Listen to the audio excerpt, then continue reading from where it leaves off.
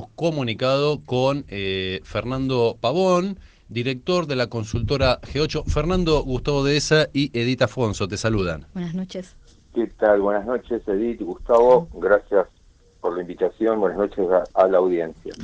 Al contrario, el agradecido soy yo. Venía haciendo una introducción que creo que esta es la tercera o cuarta entrevista y habías adelantado en algún punto cómo iba a ser el comportamiento del voto de la sociedad argentina. Bueno, hoy ganó Javier Milei, indiscutiblemente, ya pasaron 5 meses y ahí viene el bombardeo de preguntas, Javier, Fernando, para que nos ayudes a entenderlo a Javier, literalmente. Sí, es complicado. Yo no sé si Javier, recién lo veníamos debatiendo con Edith, si Javier es político o juega a la antipolítica, y también la antipolítica es un juego político en algún punto. Bueno, a ver, tenemos que empezar a entender que estamos en el siglo XXI. Y eso nos lleva a que hay una modificatoria de la vieja política y donde empezamos a tener ciertos condicionantes que empezamos a mirar, a tener una mirada, digamos, más amplia, y esa mirada amplia empieza a generar muchas cuestiones en todos nosotros. Entonces, y una de las principales miradas es que nosotros estábamos acostumbrados a que cualquier candidato o cualquier presidente o cualquier figura que había accedido al poder tenía una mirada muy clara con respecto a su ideología y a sus posturas. En cambio, en el siglo XXI, donde solo 3 segundos dura la pantalla de un celular, en el momento que se está mirando algo, empezamos a ver que la nueva característica del político que nosotros nos encontramos es bifronte. O sea, tiene dos lados por el cual nosotros lo abordamos. Uno es el lado, digamos, esta particularidad digamos, de ser disruptivo, y la segunda es la mirada de la contraparte de jugar con la vieja política. Tiene su explicación también, pero básicamente empezamos a entender que hay políticos que son bifrontes. O sea, ¿cuál es su mirada para esta acción, digamos, disruptiva, permanente, que gana la agenda, y luego la contraparte de su mirada ya mucho más reflexiva, donde está el trabajo interno de Javier Milei y su equipo de negociar leyes en el Congreso? Ahora, dicen, no sé, pero que Javier Milei goza de una imagen positiva del 56, 57, algunos dicen 55%, lo cual es sumamente alta para un presidente, para un gobierno que desde el día 0 aproximadamente ajuste. Eso Bien. no hace falta Bien. que lo diga. ¿Por qué la sociedad lo sigue bancando eso? Bien, los colegas que hacen las mediciones hacen mediciones cuantitativas, y acordate que nosotros siempre hacemos mediciones o miradas más cualitativas, Sí. que igual, o sea, son propias y tienen esa mirada. A ver, ahora, la lectura que nosotros hacemos desde lo cualitativo sobre este trabajo cuantitativo, es decir, bueno, el 46, el 48, el 56% de imagen positiva, ¿cuál es la razón? Nos preguntamos esto que vos estás diciendo. Entonces, la mirada es que nosotros particularmente en la Argentina tenemos un condicionante donde se presentan la mezcla de un Rodrigazo más el 2001. Sí. Entonces, esa condición de desesperanza a futuro en lo económico y esa condición de decir estamos en un estadio inflacionario donde todo corre y ya sabemos qué es lo que va a pasar, entonces hay un halo de esperanza por parte de la ciudadanía donde dicen este es el que hay. ¿Por qué? Porque nosotros lo elegimos. Y no solamente eso, sino que la esperanza no es en Javier Milei, sino es en el sistema democrático por el cual yo elijo un presidente, por el cual yo espero que de alguna manera me lleve a un buen puerto. Entonces, hoy por hoy, sostiene un capital de imagen política positiva, no precisamente por ser Javier Milei, sino por estar en la Argentina. La imagen positiva tiene que ver con un halo esperanzador que tiene la gente, porque Exactamente. exactamente, viene por ahí la cosa. Claro, exactamente. Porque si vos de pronto estás en un naufragio y tenés un capitán que te dice la costa está para allá y Claro. vos no la ves, él debe ser el que tiene el catalejo para ver la costa. Sí, perdóname, te quiero hacer Sí, una Edith, consulta decime. también. ¿Cómo estás? De todas las que vos quieras. ¿Qué tal? Buenas noches. Bueno, gracias. Justamente me sumo a la pregunta, la extiendo, la pregunta que te formuló Gustavo, si es consecuente también la visión que está teniendo el exterior, o sea, los otros países hacia nosotros también. Eso tal vez como nosotros, como argentinos, como sociedad, también nos dice, no, bueno, vamos a aguantar, no porque solamente queremos que salir adelante, sino porque si los otros países se están confiando y están argumentando en forma positiva que la Argentina va por buen rumbo, bueno, creo que eso también es una influencia, ¿no es cierto? ¿Lo Bueno, ves así? primero y principal hay que entender que la Argentina es un país continental, es un Uh-huh, continente completo. uh-huh. Entonces es la octava en su tamaño en todo el mundo Sí, y con solo 40 millones de habitantes. Entonces, la Argentina es un reservorio de recursos de la geopolítica mundial. Entonces, ese es uno de los condicionantes que siempre está presente. Segundo, si de pronto nosotros tenemos un presidente que se alinea uh-huh, claramente con sectores o con partes o digamos con actores geopolíticos muy claros, lo cual la Argentina por lo general, perdón, por lo general siempre tiene una tercera posición, mucho más abierta. Y de sí, hecho en las últimas guerras mundiales fuimos neutrales, por ejemplo. Entonces, sí, claramente nuestra posición geopolítica siempre es de una tercera posición. En este caso, en particular, Javier Milei, desde su campaña, desde su inicio, que dijo que era lo que iba a hacer, y eso es parte de su imagen positiva también, digamos, cumplir con lo que hace, dijo, yo me voy a alinear con los Estados Unidos y con el Estado de Israel. Claramente, no dio a lugar otro lugar, no dijo, bueno, tal vez veremos a ver qué hacemos con los BRICS claro. o somos partícipes. No, claramente dijo, yo soy esto, Uh-huh. y lo cumple. Pero, Cosa que pero los sí, chinos sí, perdón, Estados Unidos sí negocia, o sea, sí Trump Claro, en su momento se sentó con los chinos, bien, pero él pero no los quiere a los chinos porque son comunistas.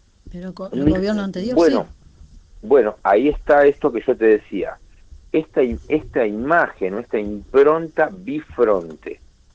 O sea, tenemos que empezar a acostumbrarnos. Nosotros entendemos que el político que nos dice dos cosas a la vez, ¿qué es lo que nos está diciendo?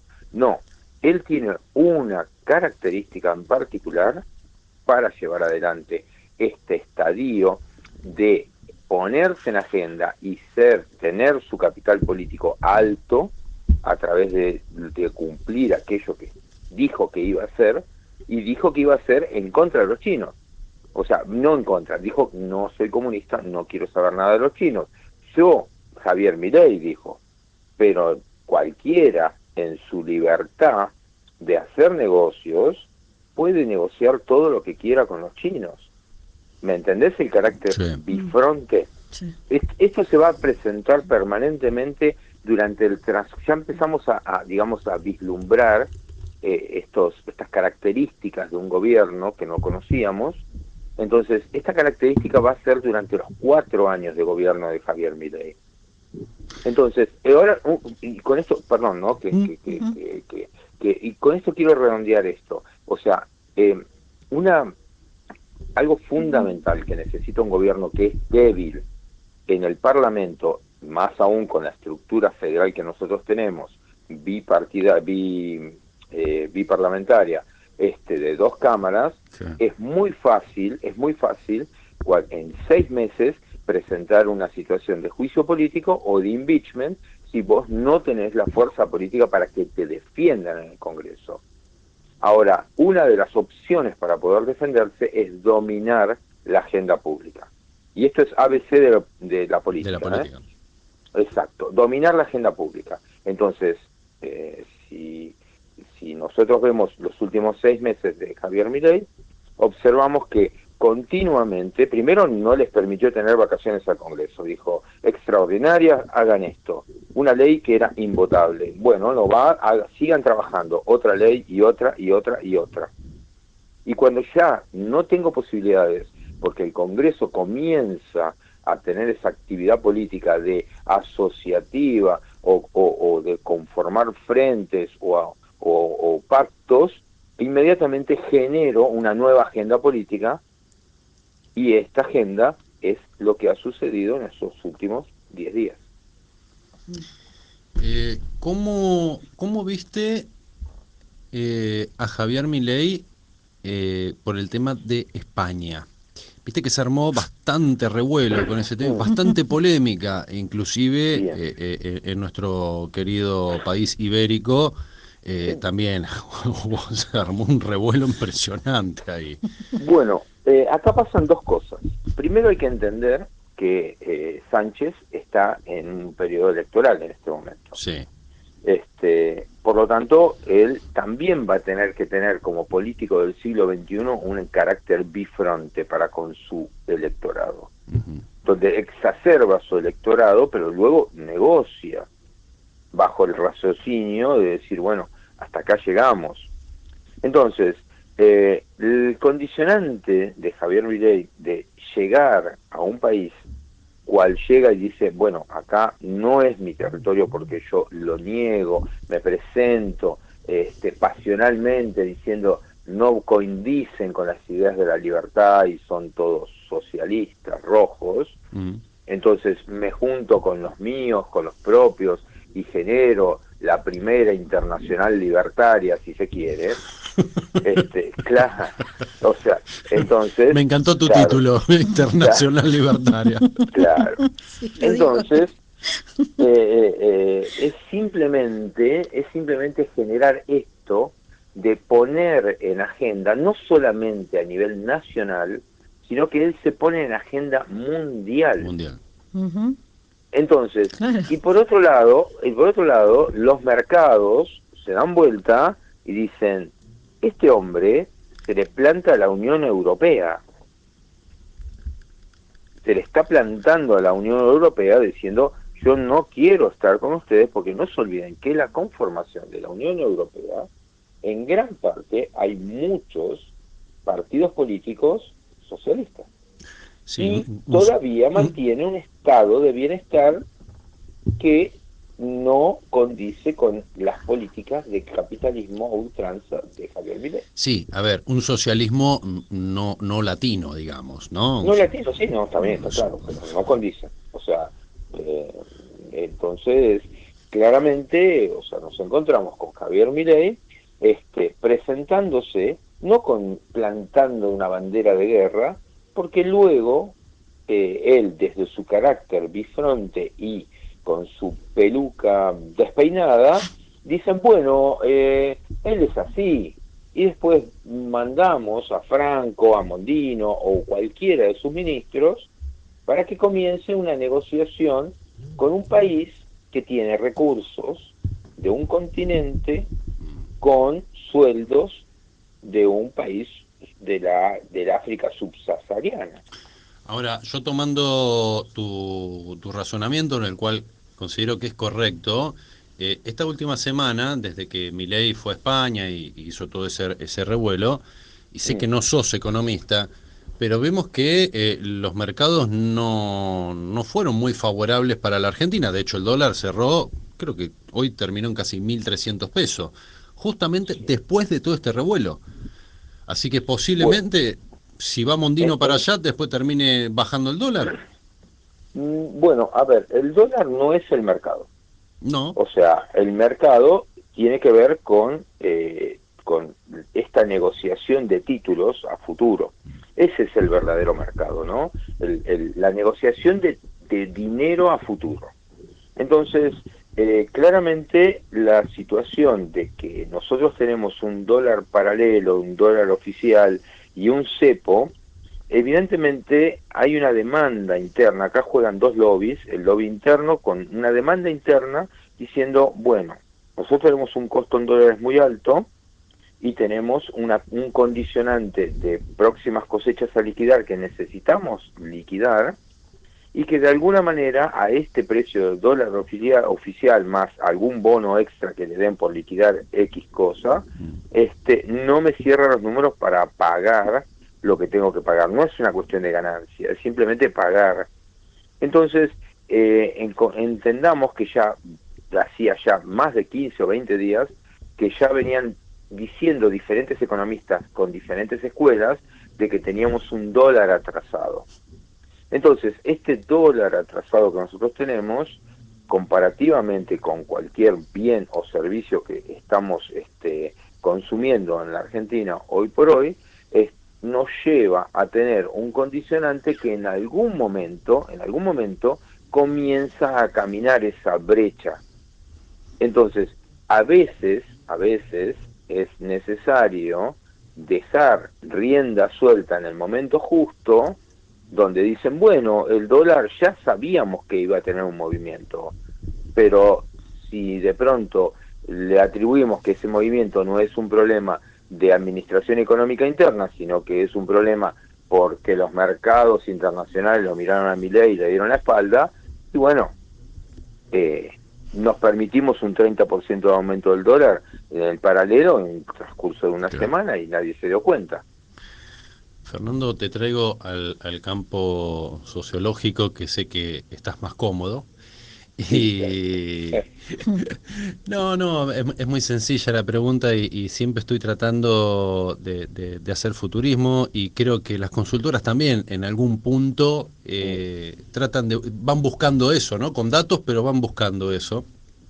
Y recuerdo que hace un año aproximadamente habíamos hablado del comportamiento de las sociedades, cómo había mezclado el electorado, que, no sé, de gobernador había votado de un colorcito, intendente de otro color, para presidente de otro color, etcétera, etcétera, etcétera.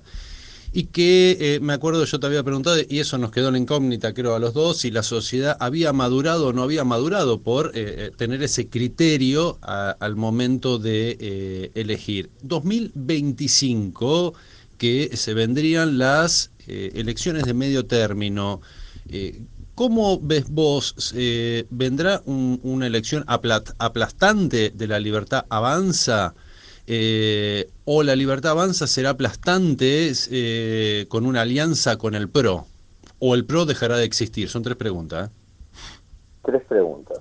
Bueno, la primera pregunta, y esto haciendo futurismo, y es una contestación desde la subjetividad total, porque no podemos tener datos, y de acuerdo a cómo se van dando, digamos, esta reajuste de los partidos políticos y de la oferta política, a priori, y dentro de 2 años lo vamos a saber, Javier Milei y La Libertad Avanza va a ganar muchos escaños en las cámaras, y va a ganar muchos escaños en los concejalías. Entonces, así a priori. ¿Por qué? Porque lo único que puede provocar que eso no suceda es que él tenga deficiencias económicas. Lo único que está evaluando en este momento su público y el electorado en general, y no por necesidad, sino porque lo votó por ser economista, es sus éxitos en economía. Nada le importa al electorado, y lo estamos viendo que lo que sucedió en España, lo estamos viendo lo que sucedió en el Luna Park, estamos viendo que salió a cantar primero que antes que hablar de su libro y de política y de cuestiones más serias. O sea, nada le importa al electorado qué es lo que haga, no más allá del éxito económico que tenga. En el transcurso de 1 año y medio, con condicionantes, vuelvo a repetirte, de sueldos muy bajos, con un territorio, con una oferta muy buena y con demanda sobre esos recursos, con posibilidades de tener cosechas importantes, con la posibilidad de tener recursos naturales que están demandándose en el mundo, como gas y petróleo, y con el desarrollo mínimo que tenga la Argentina sobre sobre sus 50 millones de habitantes, rápidamente vamos a ver una pequeña mejoría en el medio término. Y ese va a ser su bandera principal. Por lo tanto, a priori entiendo que eso inmediatamente va a repercutir en votos.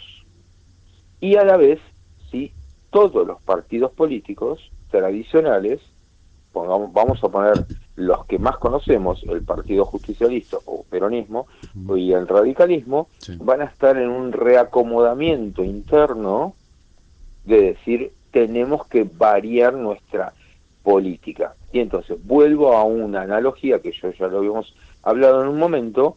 Hay partidos políticos que se manejan con el Nokia 1100, otros que se manejan con el iPhone en sus comunicaciones, y de pronto apareció alguien que se manejó con inteligencia artificial.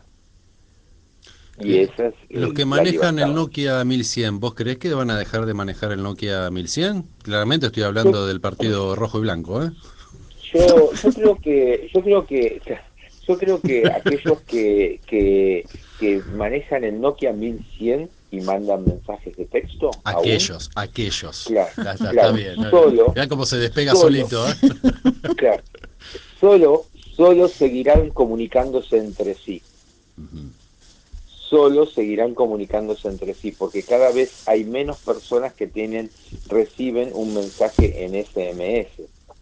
Claro. Entonces, o un mensaje de texto. Entonces, es posible que acá hay una brecha generacional, o sea, digamos, del radicalismo, hablemos claramente, hay una brecha generacional de su militancia, su desarrollo, su trayectoria, su dirigencia, su partido. Son 132 años, ya para 133, de continuidad, el único partido que tiene una estructura republicana e institucional en Argentina, va a recibir en algún momento una nueva oleada de generación que va a trabajar bajo la inteligencia artificial y emular y homologar, digamos, esa trayectoria. Puede ser que se dé en algún momento, y si vuelvo a repetir subjetivamente, cuando se amalgamen todas estas variables, va a tener una potencia que otros partidos no la van a tener, por su cuestión estructural.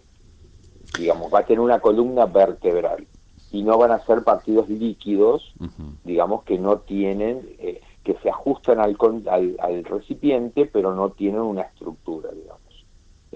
Ninguno en la Argentina lo tiene. Por eso, hoy por hoy, escuchamos a algunos dirigentes peronistas que dicen, bueno, si no salimos a pelear esta cuestión interna el 17 de noviembre, no vamos a estar para nada bien, ¿no?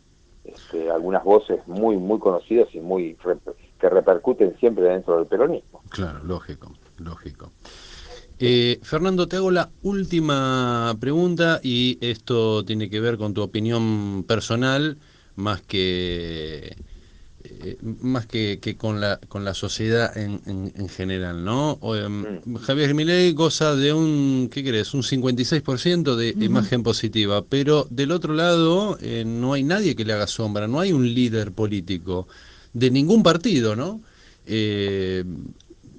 ¿Tiene esa suerte? ¿En realidad la tiene esa suerte? Digo, ¿por eso tiene la imagen positiva que tiene? Bueno, primero no es una cuestión de suerte, es una cuestión de coyuntura. Sí. En la coyuntura argentina se presentó de esta manera, y surge alguien que podíamos hasta casi etiquetar como outsider, y de pronto, sí, tiene una forma común de comunicacional y una metodología y una estructura, por lo cual le permite estar donde está. Ahora, lo que sucede en política y lo que sucede en los seres humanos en sí mismos, porque esto es sociología pura, ante la presencia de un líder siempre va a haber alguien que va a surgir o va a emerger para disputar ese liderazgo. Ahora, la pregunta, y con esto te respondo las dos preguntas que Sí. no respondí anteriormente sobre el PRO, claramente desconocemos si ese líder emergente va a tener un color, digamos, nunca supe qué color porque no lo probé, de mezclar blanco, rojo y amarillo, que sale, ¿no? Creo que sale marrón, pero Y amarillo y azul. amarillo y Se azul, habló de o mezclar sea, amarillo y azul. también puede ser amarillo, azul y celeste. Bueno, en definitiva, hay que ver qué colores salen, Ujú. pero la relación es que siempre existe, Edith, un líder Sí, emergente.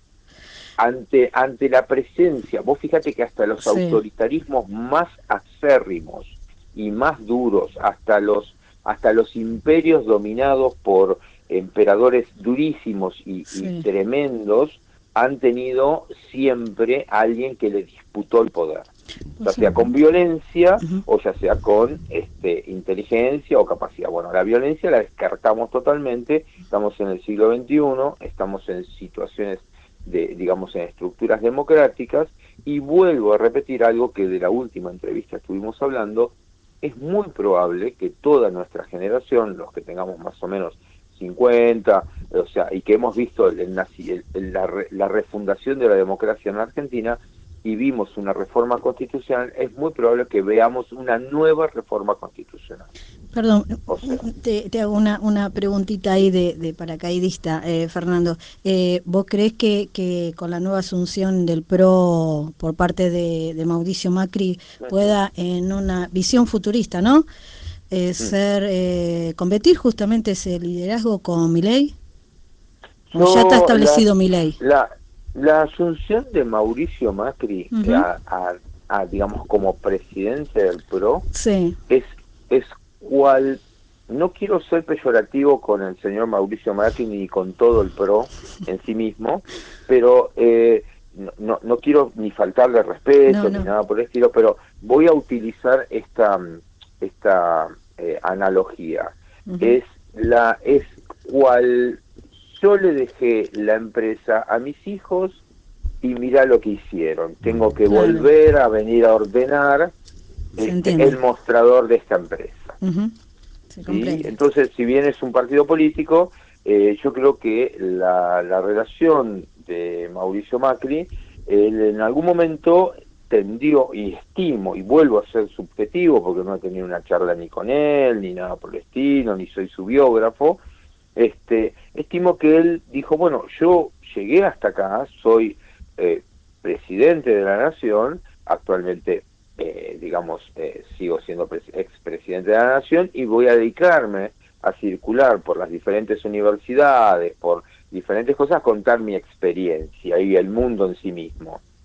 Pero bueno, la Argentina es la Argentina, y Correcto. si de pronto no se presenta a ordenar el mostrador del negocio o de la mesa del PRO, y se va a encontrar con que va a haber una serie de liderazgos que se van a presentar sobre la mesa, y entre Ujú. ellos podemos dar nombres propios, no sé, volverá Horacio Rodríguez Larreta, Uh, estará presente Ritondo ujú. permanentemente, habrá un espacio de conformación a través de Vidal, podemos seguir Sí. nombrando una serie de nombres Ujú. del PRO históricos, donde van a disputar un espacio, y ninguno va a tomar el liderazgo en su totalidad, porque ya sucedió.